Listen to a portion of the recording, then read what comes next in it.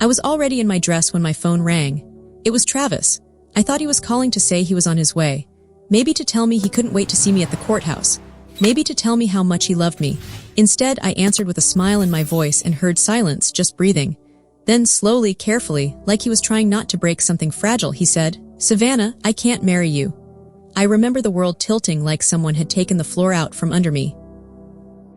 Had spent that morning brushing powdered sugar off my sleeves, trying not to cry when Mama kept fussing over the seating chart. I had smiled at Aunt Louise, who drove in from Alabama, let my best friend Shelby twist my hair into soft curls, and tried to ignore that quiet, nervous flutter in my chest, that sense that something wasn't quite right. But even that quiet warning couldn't have prepared me for those words. "I can't marry you." The phone slipped from my hand and hit the wooden floor. Soft thud, but it might as well have been a thunderclap. The room went silent. Mama looked up from the mirror where she was adjusting her lipstick. My dad, who had come in with a fresh cup of coffee, froze mid-step. For a long second, nobody moved. Then I whispered almost to myself, "He's not coming." "What do you mean he's not coming?" Mama blinked, then started shaking her head as if she could unhear what I just said. "That's not funny, Savannah. Stop joking." "I'm not joking," I said, he said. He changed his mind. Everything after that was a blur.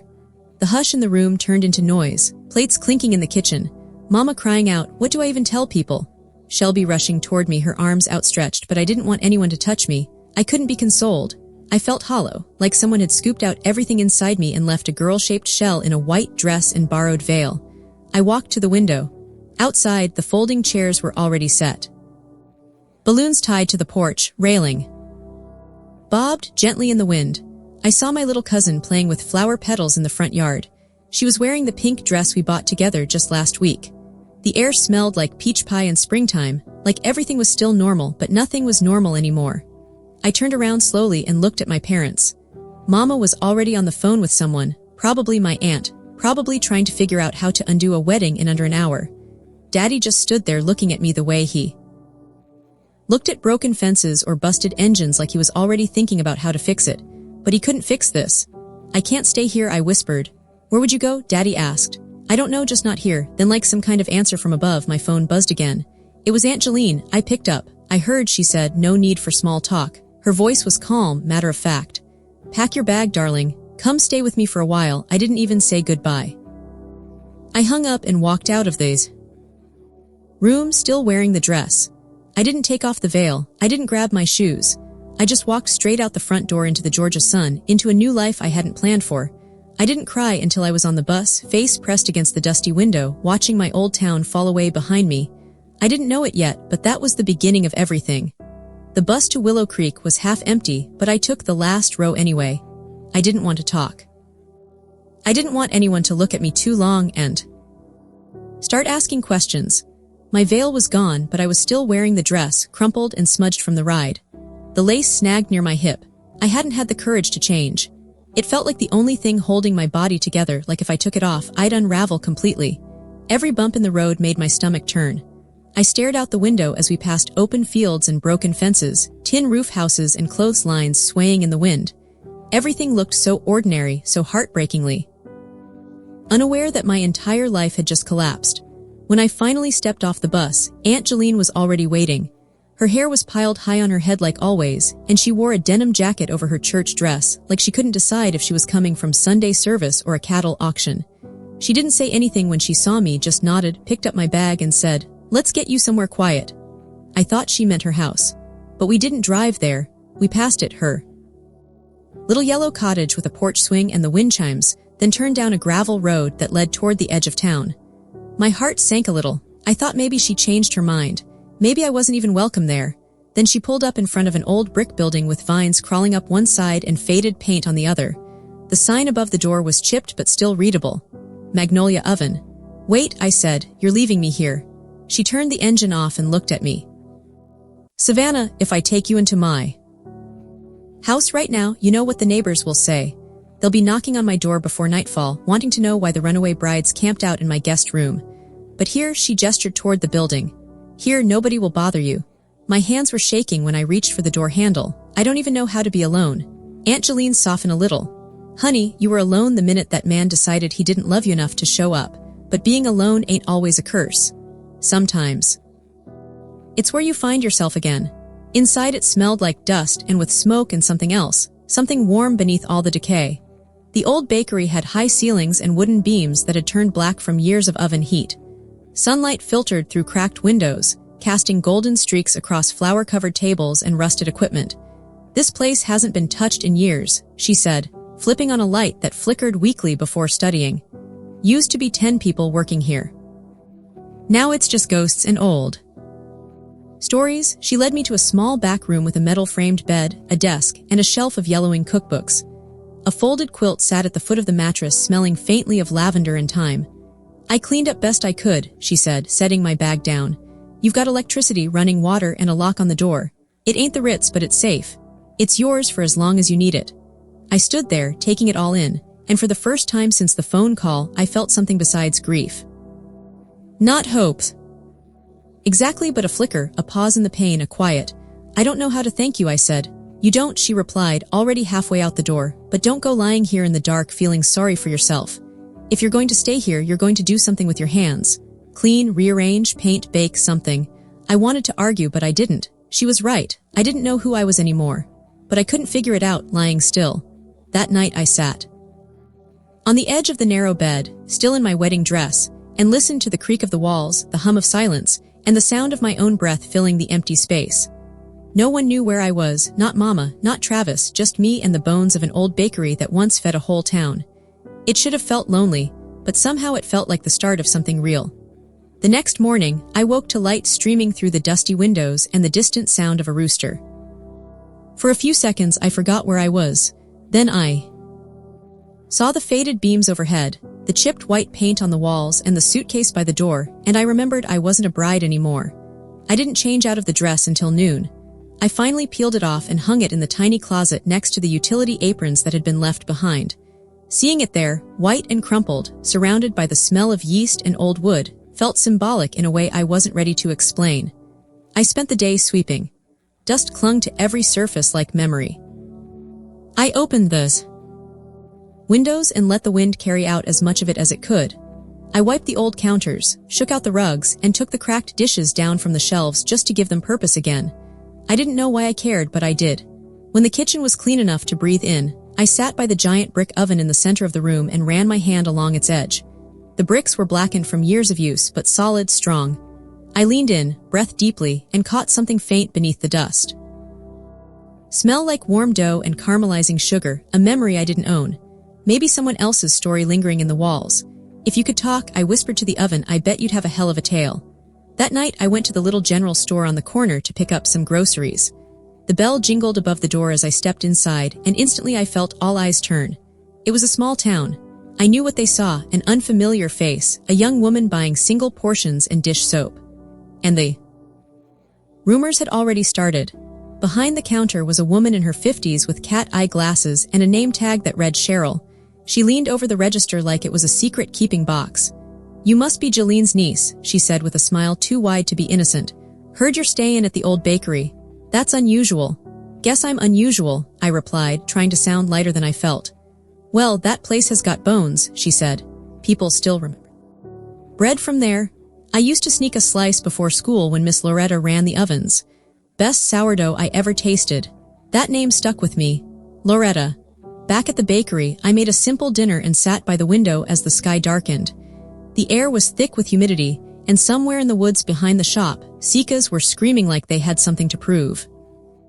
I couldn't stop thinking about that smell, about the way the oven seemed to hum when I touched it, about how good it felt to scrub a counter until it shined. Something inside me was tugging, urging me toward movement. What if I tried? The thought arrived quiet, almost ridiculous. I'd never baked anything from scratch in my life, not without a box mix or a YouTube tutorial, but something about this place made me want to learn. Maybe it was the silence, maybe it was the oven, or maybe it was because I had nothing left to lose. The next morning I asked Aunt Jolene about Miss Loretta. She raised an eyebrow. "Why? I want to learn to bake." She studied me for a long moment, then nodded. "Well, you're in luck. Loretta's still around. Lives over in Birch Hollow, just 15 minutes down the highway. Don't get your hopes up, though. She's stubborn as a mule and twice as particular. But if anyone can teach you, it's her." And just like that, the first ember of something new began to glow. Aunt Jolene's old pickup groaned the whole way to Birch Hollow. The road curved through woods and farmland until it spilled out near a weathered little cottage with green shutters and sunflowers leaning over the fence. That was where Miss Loretta lived, a woman I hadn't met, but whose name already carried the weight of cinnamon and yeast in my imagination. She answered the door before we knocked, small and wiry, with silver curls pulled back in a scarf and a pair of hands that looked like they'd wrestled dough for 40 years. Her eyes scanned me like a ledger. Quick, sharp, no nonsense. So she said, arms crossed, "You're the runaway bride from Wayland." I flushed. I didn't think it would reach this far. "I'm Savannah," I managed. "I heard you used to bake at Magnolia Oven. I'd like to learn." Miss Loretta didn't move. She looked at me, then at Jeline, then back again. "Why?" I hesitated. I didn't know how to explain that I needed to bake like I needed to breathe. That after being left at the altar, I wasn't sure what I was anymore, but I knew I couldn't go back to who I'd been. "I just want to try," I said. "That's all." She stared a second longer, then finally stepped aside. "You got shoes that can handle flour." That was how my apprenticeship began. The first day she had me sweep, not the kind of sweeping I did at the bakery. This was more like a ritual. Then we cleaned the workspace, wiped every surface, and set out the ingredients like soldiers preparing for battle. "Baking," Miss Loretta said, "ain't just mixing things together. It's rhythm, patience, feeling. Dough knows if you're lying."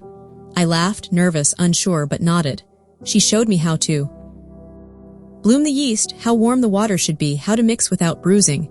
The first batch was a disaster, too wet. The second was better but still collapsed in the pan. "Stop fighting it," she said, watching me struggle. "Let it tell you what it needs." "Doesn't talk," I muttered. "Oh, but it does, not in words. You just have to listen with your hands." I didn't sleep that night. My body ached. My fingers smelled like salt and grain, but I felt something I hadn't felt in months. Engaged, present, tethered to the world by something warm and rising. By the end of the week, I could knead without looking down. I knew how to shape the loaves and check their proof by touch alone. And when Miss Loretta finally let me slide one into the oven by myself, I held my breath the entire time. It came out imperfect, edges too brown, crust a little thick, but when she sliced it open and steam rolled out, she nodded once. "Not bad," she said. "Not great either," I replied. She grinned. "If it were perfect already, you wouldn't need me." We kept going. Every morning I drove out to her cottage and worked until my arms were sore. I took notes, asked questions, messed up a dozen more times, but each failure taught me something. And slowly, almost shyly, I began baking a Magnolia Oven too. Just a few loaves a day, starting at dawn, dust floating in golden light like flour in the air. The town noticed. Cheryl from the store was my first customer. She bought a sourdough and came back 2 days later asking if I could make cinnamon rolls.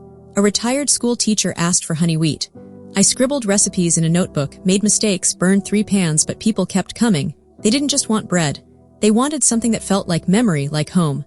One evening, after I had cleaned the last of the trays, I stood in the middle of that old bakery and whispered, "You still with me?" I pressed my palm to the warm brick oven. It was like it exhaled beneath my hand. That night, I wrote a sign by the door in chalk. "Open Saturdays, fresh bread made by hand." I didn't know if anyone would come, but I was finally learning how to rise. The smell of cinnamon and rising dough filled the air that morning. I had just pulled a tray of honey oat loaves from the oven when I heard the crunch of tires on gravel. I wiped my hands on my apron, expecting Cheryl or one of the regulars, but when I stepped outside and saw the car, my stomach dropped. It was an old silver sedan, scratched door, Georgia plates. Knew that car better than I wanted to admit. Travis stepped out like he was walking into familiar territory. Same slouched shoulders, same hesitant half-smile, but thinner, paler, like he hadn't slept properly in weeks.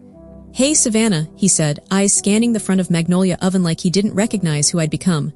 "Travis," I replied, flat as a cutting board. "I didn't invite him inside. I was just passing through," he lied. "Right." He glanced down the road, then back at me. "I've been here before," he admitted quietly, eyes fixed on the gravel. "A month ago, I parked across the street and watched people line up for your bread. I almost came in, but I didn't know what to say. I didn't answer because there was nothing left to say." He stood there, hands in his pockets, shifting from one foot to the other like a boy waiting to be scolded. "Can we talk?" he asked. "You're already doing it." He winced but didn't back down. I. "No, I messed up. What I did, it was unforgivable." I leaned against the porch post and crossed my arms. "That's one word for it. I was scared," he said. Everything felt too big, too final. I panicked. "You panicked an hour before our wedding," I said, and I felt my voice tremble, but not from pain, from anger held in too long. "I've thought about that day, every single one since," he continued. "And I want to fix it if you'll let me." Something in me almost laughed. "Not cruel, just tired." I Looked at him, the man I'd once imagined raising kids with, building a porch swing with, growing old beside, and all I felt was distance, like remembering someone from a dream that no longer made sense. "You want to fix it?" I asked softly. "Tell me something, Travis. Did you fall back in love with me, or did you just expect I'd stay frozen in time until you changed your mind?" He blinked. The question hit harder than he expected. "I just miss you," he said. "I miss what we had. What we had." I repeated, "You mean before you decided I wasn't enough to show up?" For his shoulders slumped. "I didn't come to fight, and I didn't come to hear apologies that changed nothing." He stood there, hands hanging useless by his sides like he didn't know what to do with them anymore. "I thought maybe we could try again. I see now I was wrong." "You're different," I nodded. "I am." He opened his mouth, then closed it again. There was nothing left to say. When he finally turned and walked back to his car, I watched the dust trail follow him down the road. I didn't cry. I didn't scream. I just breathed long and deep and felt something inside me finally loosen. I wasn't waiting anymore. When the dust finally settled, I realized I hadn't just closed the door on Travis. I had closed it on the woman who once measured her worth by someone else's promises. That version of me, the one who begged for love, for presents, for crumbs, was finally gone. And I didn't miss her. That evening, as the sun dipped behind the trees and cast warm amber light through the bakery windows, I took off my apron and sat at the long wooden table where I shaped the dough. The place was quiet except for the soft ticking of the wall clock and the smell of cooling bread. I reached for the drawer where I kept important papers and pulled out the business card Mason had given me weeks ago. I hadn't called him yet, not because I didn't want to, but because a part of me had been waiting to see if the past would come knocking. First, now it had, and I had answered with silence. I picked up the phone and dialed the number. He answered on the second ring. "This is Mason Carter." "Mason, it's Savannah from Magnolia Oven." A pause, then warmly. "I was wondering when I'd hear from you." "I'm ready," I said. "Let's talk." Mason showed up 2 days later with a leather folder under one arm and that same calm, grounded presence that had made me curious the first time we met. He walked through the doors of Magnolia Oven like he belonged. There, not as a guest, not as a buyer, but as someone who respected the bones of a place and the woman who kept it alive. We sat at my dough table, now doubling as a conference desk, with a pot of tea between us and sunlight spilling across the floor. "I've looked into the property records," he said, unfolding the papers. "The building's owned by the county. They're willing to sell. 300,000 flat. No liens, no back taxes, just old brick and big dreams." I let out a low whistle. "That's a lot of zeros," Mason nodded. "It is, but not impossible. I'll cover the full cost for now," he said gently. 300,000 is a lot, but I'm not investing in walls, I'm investing in you. The ownership's yours because this place wouldn't exist without your hands. Your story," I stared at him. "You'd give me 40%. He smiled. "Savannah, this place already has a soul. I'm not here to take that. I'm here to help it grow." I looked down at the table, where my palms had pressed dough into shape day after day. I thought about the cracked oven, the burn mark on my apron, the notebook where I scribbled every failed recipe and accidental success. None of this had come easy, and yet none of it had ever felt like a burden. "You're serious?" I said. "Completely." I nodded slowly. "Then let's do it." The week that followed felt like a storm of paperwork and county inspections. I filled out forms I didn't understand, sat through meetings about health codes and business licenses, stood in line at the bank with shaking hands. But Mason was there every step, translating legal jargon into plain English, reassuring me when I felt small, reminding me that this wasn't just his investment. It was my story. By Friday afternoon, I held the deed in my hands. Magnolia Oven was mine. Mine in ink and law, mine in sweat and hope. That night, I stood in the middle of the bakery and let it sink in. I ran my fingers across the same counter where Miss Loretta once rolled dough, touched the bricks of the oven like they were part of my own spine. I wasn't just baking anymore. I was building something that could last. The next morning, Mason picked me up early. "I want you to see the stores," he said. "Come meet the people who'll be selling your bread." The drive to the city was quiet, comfortable. He told me about his first shop, how it had started with a single shelf of local honey and grew into a network of markets that carried everything from heirloom tomatoes to small batch preserves. Flashy, he didn't name drop, he just believed in honest food and the people who made it. When we pulled into the parking lot of the first store, I felt nerves twist to my stomach, but inside it wasn't what I expected.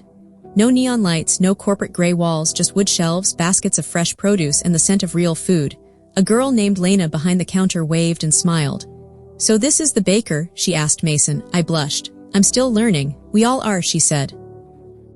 Second store, an older man in an apron shook my hand and said, "You bring that cinnamon bread you made last week, and I'll clear a whole shelf." At the third, a mother with 2 kids asked if I made dinner rolls. By the time we drove back, I had a notebook full of requests, names, and ideas. My head ached, but in the best way, not from confusion, but from vision. As we reached Willow Creek, Mason slowed the truck and glanced over at me. "You did good today," he said. "Thanks, I mean it." I smiled. "So do I." That night, I didn't feel like a woman who'd been left in a wedding dress. I felt like an owner, a creator, a woman who had taken what broke her and turned it into something that could feed the world. 6 months later, Magnolia Oven was no longer just a building. It was alive again. 3 ovens fired from dawn to dusk. The air inside constantly smelled of rising dough, sugar, and cinnamon. I had 5 employees now, 2 high school girls who helped with prep and deliveries, a retired postmaster who shaped loaves like it was a sacred ritual, and Miss Loretta, who still came in twice a week to supervise, but mostly just drank tea and smiled when she thought no one noticed. We baked close to 100 loaves a day. Sourdough, honey oat, rosemary, olive oil, challah on Fridays. Sometimes I'd pause while brushing butter on a fresh crust and think this came from nothing, from heartbreak, from ashes. The town responded. People lined up on Saturday mornings before we even opened.